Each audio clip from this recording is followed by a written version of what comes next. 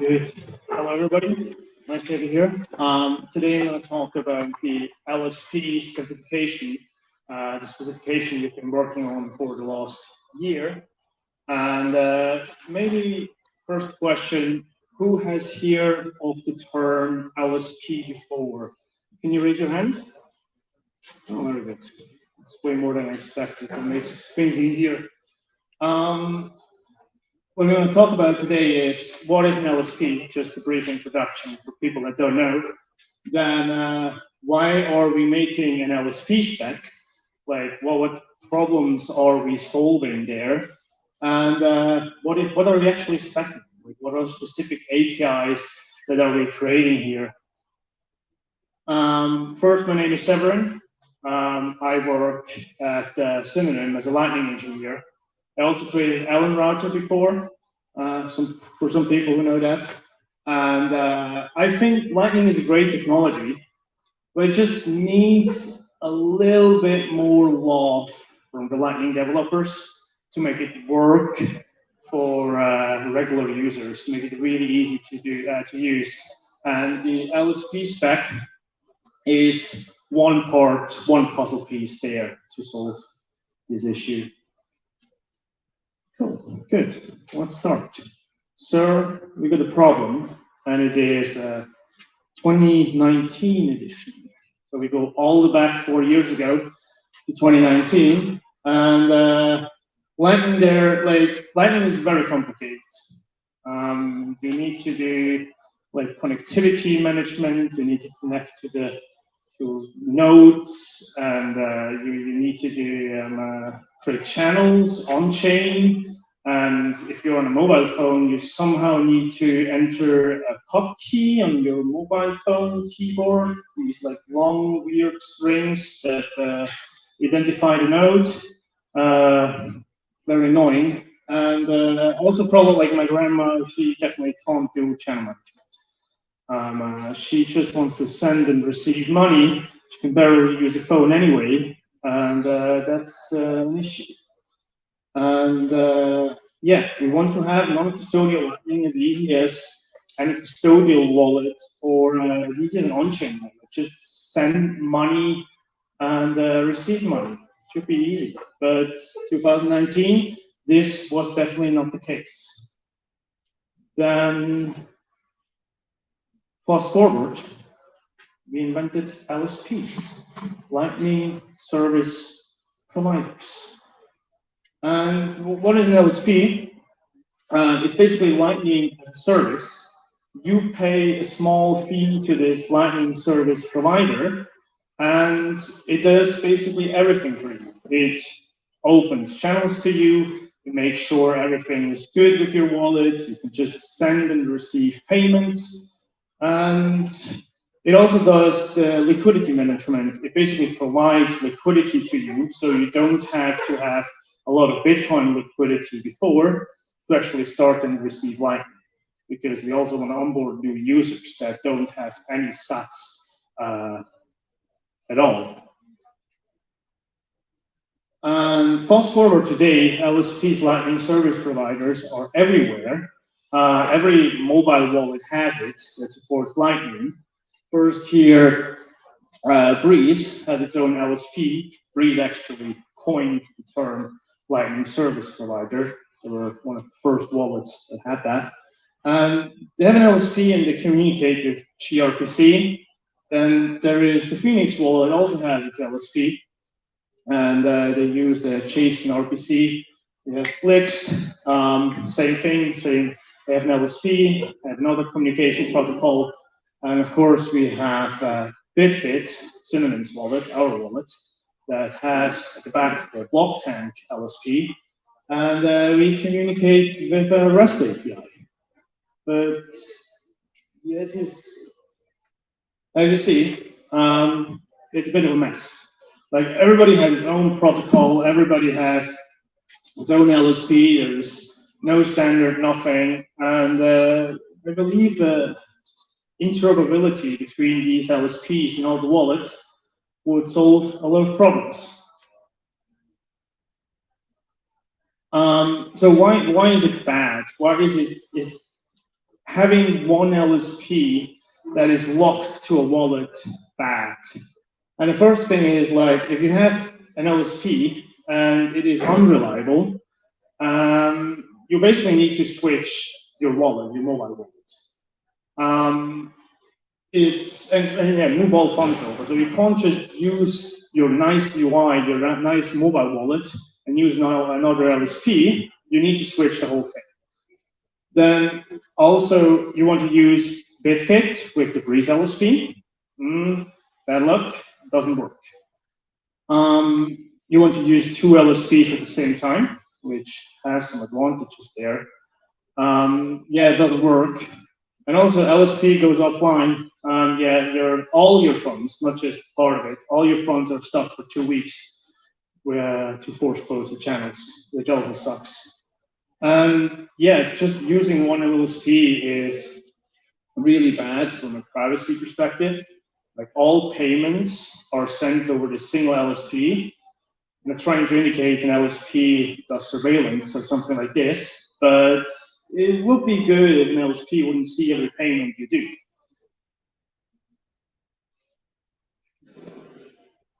Like, you can kind of compare this to a SIM-locked phone, where you have a new phone and you can just use this with your one carrier, with this one SIM card, so you can't use other SIM cards.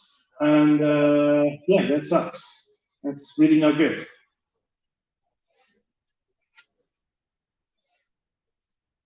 So what if every LSP is compatible with every wallet, and you can just switch LSPs as you want?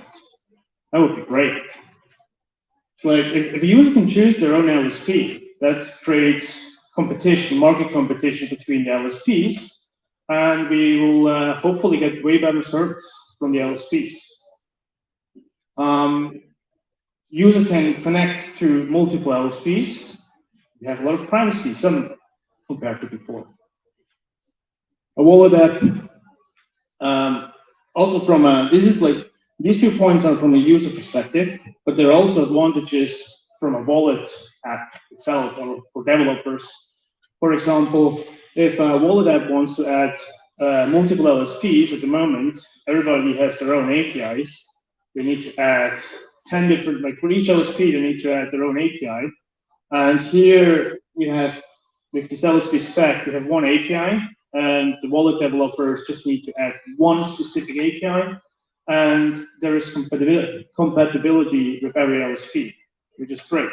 It's way less work than otherwise. Also, one interesting point from a wallet app point of view is, right now, every wallet needs to provide their own liquidity for the user, and that is going to be a major issue in the future. As soon as we have like 1 million users per wallet app, or even more, this is going to be a problem, because that's going to be a lot of Bitcoin liquidity that the wallet needs to provide. And it would be great if wallet developers can just focus on developing a great wallet and not also need to do all this Bitcoin management and this fund management.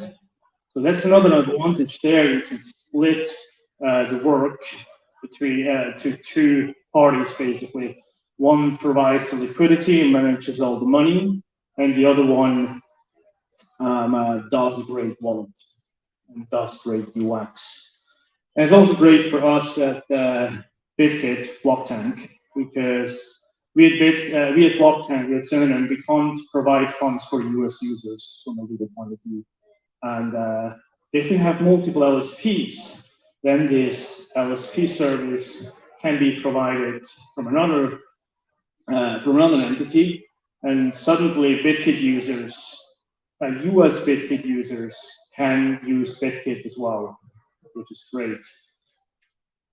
So yeah, it's kind of like magic. It creates a lot of opportunities and solves a lot of problems. Let's go to the actual LSP spec. So the LSP spec is a unified API between Lightning wallets, non-custodial Lightning wallets, and LSPs. And it's one communication protocol that is based directly on peer-to-peer messages. So it's basically nodes have a TCP tunnel and encrypted tunnel between each other already right now. And this API is based on this TCP tunnel there. And yeah, we have, like in the last year, we had a lot of companies joining the LSP spec meetings, and they were all shaping the LSP specs with what they knew and what they wanted to have. Here, this is a list, just to mention some, like Block3, Breeze, of course, Cold Observer, Lightning Labs, C equals, Unity, Sparrow, and of course, Severin, where I work at. One interesting cycle that the LSP spec has that might not be obvious is that we set ourselves a goal. The goal was to make the spec implementable without needing changes in Lightning implementations like LND or Core Lightning. And this goal, we set out this goal because we knew, like, all these implementation developers, they're already busy with working on their implementations, implementing new features, and there's a user base who asks for even more features, and they have such a big backlog. And to not burden these Lightning implementation developers even more, we decided that the whole spec should be implementable without their help already on the existing APIs. Just don't burden them even more. Cool. Let's go to LSPS1, which is the first LSP spec that we defined.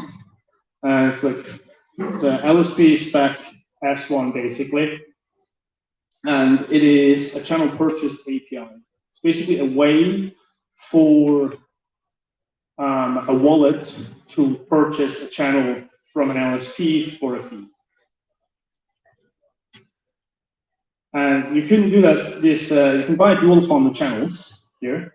So dual-funded channels means you have initial spending balances on both sides. What you do today, in a lot of cases, you can't do that when you just have balance on one side of the channel.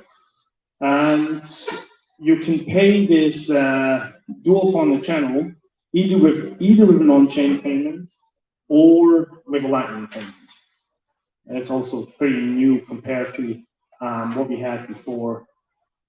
It is zero confirmation compatible.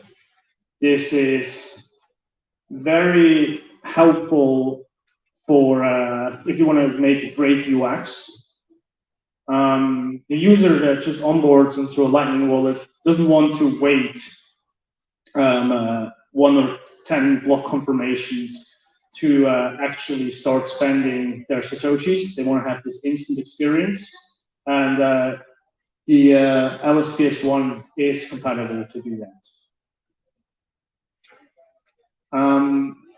One important thing here is the whole Lightning spec is not atomic.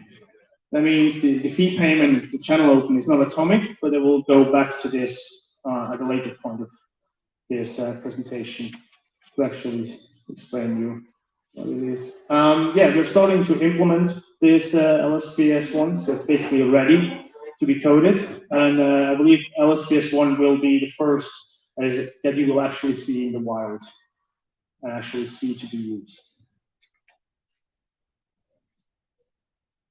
Cool. Now we just saw how to buy a channel from an LSP, which is great. It's good. But you still have a bit of a problem. And this problem is that you can't really buy a channel without having sats in the first place. And I'm going to show you this here in the slide.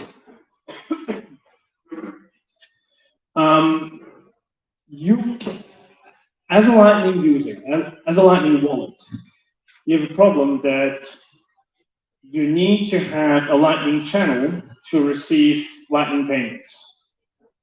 But at the same time, you need to purchase such a Lightning channel with Satoshis. And the user doesn't have any Lightning Satoshis at the beginning when he first onboards onto your new app. And so you have this circle where you need a Lightning channel, but you don't have money to pay a Lightning channel, and you have this huge onboarding issue that is hard to solve. And for that, oh shit, yeah, it's an issue. And for that, we have LSPS2 and LSPS4, just-in-time channels, chit channels, that solve this problem.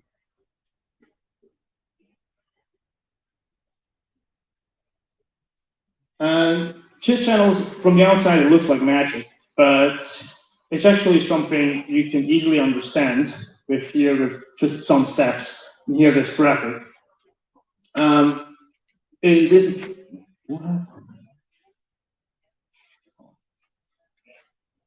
you guys see this laser? Yep.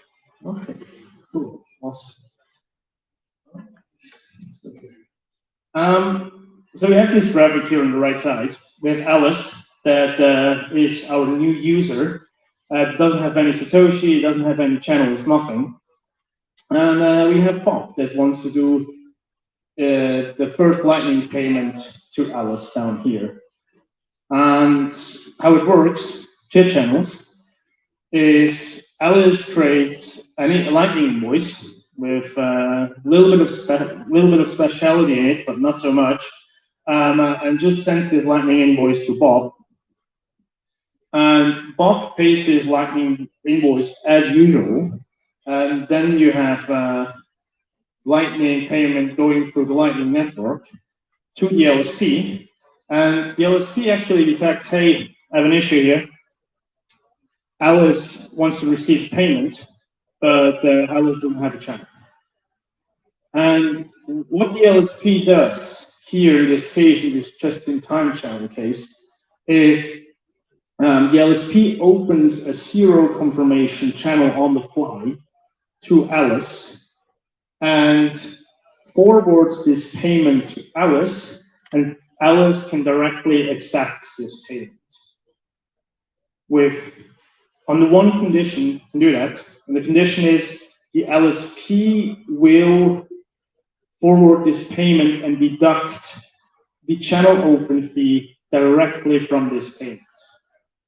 So Alice will receive this payment, but this payment will be a little bit lower than the actual payment that Bob sent, but Alice basically purchases a channel on the fly with this technique. And this chit channels, this technique solves the onboarding problem that we had before when you didn't have SATs as a new user.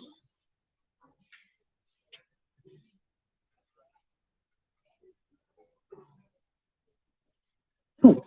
That is LSPS2 and LSPS4. Still some time. Next one. We have another problem that we need to solve, and especially for mobile phones again. And the next problem is Lightning requires you to be online to receive payments.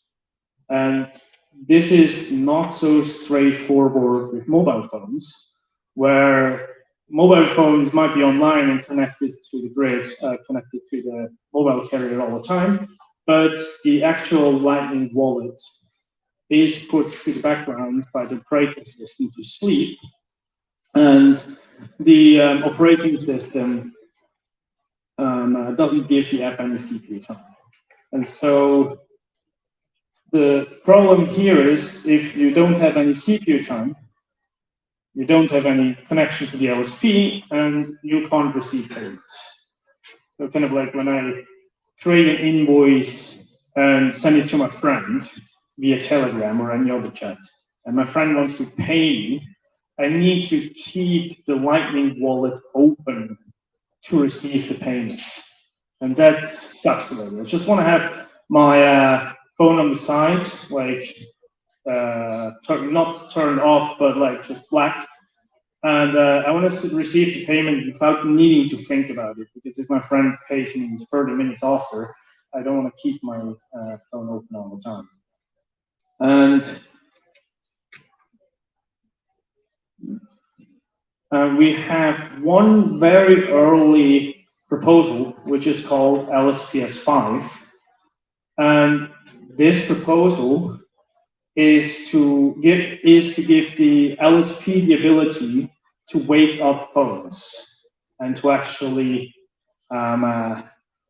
make such operations like receiving and payment more flawless. And how it's done, it's basically an LSP. We give the LSP the ability to wake up an app, a mobile app, with a mobile notification. That's like a way, if you do a mobile notification to this app, the app will get some CPU time, and it should be enough to actually receive the payment and do everything flawless. And this gives the ability to receive app payments with apps closed.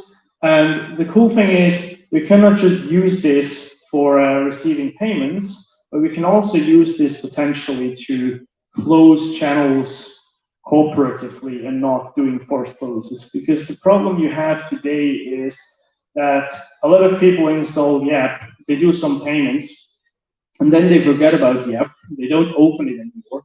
And then as an LSP, you have a lot of liquidity stuck in these channels.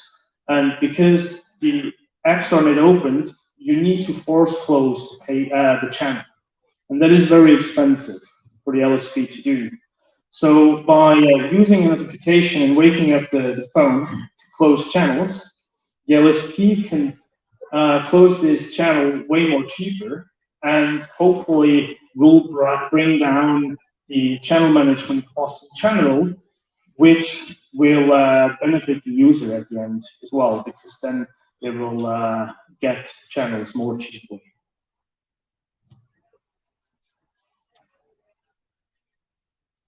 Cool. One more SpongeBob meme. Good. We're already one of the last slides, and one thing I want to talk about is non-atomicity, and this is the LSP spec. So if you do a trade, let's say if you buy a channel, you always have this thing where you pay a fee for the channel, and you do the service delivery. In this case, you open the channel as an LSP, but you have this problem: who is first? Because these two things, fee payment and service delivery, are not atomic, intertwined. That means they are. It can happen that somebody pays a fee and there is no service delivery. Like if you buy a water, you can pay but don't get your water. You have a bit of a problem there. And because it is impossible to make the LSP spec here atomic, you need to pick your LSP carefully, and you should look on the reputation of the LSP and choose carefully there. This is no issue while just receiving and sending payments on Lightning with the Lightning wallet, but if you had a fraudulent LSP, this could be an issue when you increase the channel capacity, where you basically pay the channel fee, but the LSP just doesn't open the channel. So choose an LSP with a good reputation. That's important.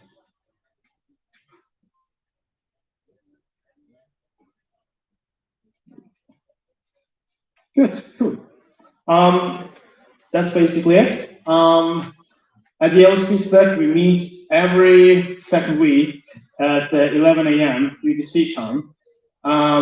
Next one is actually on next Wednesday, 6th of September. We have a Telegram group, you can write in there, and you get a calendar invite. Here's a QR code to the LSP spec repository if you want to scan it.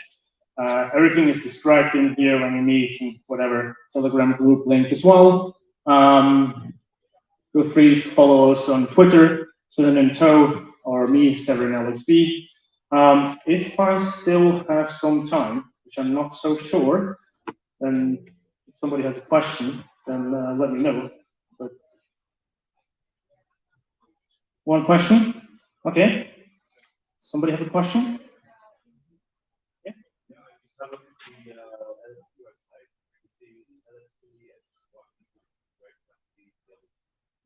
Yes. So LSP1 is merged and ready for implementation.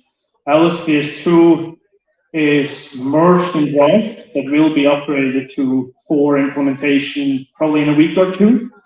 LSPS4 is very far, and I believe it's going to be merged in about 4 weeks or so. And LSPS5 is still a relatively early proposal that needs some more love, but I'm pretty confident that we will do this as well. So just have a look at the pull requests if you want to have more information about LSPS4 or LSPS5. Cool, good, thank you very much.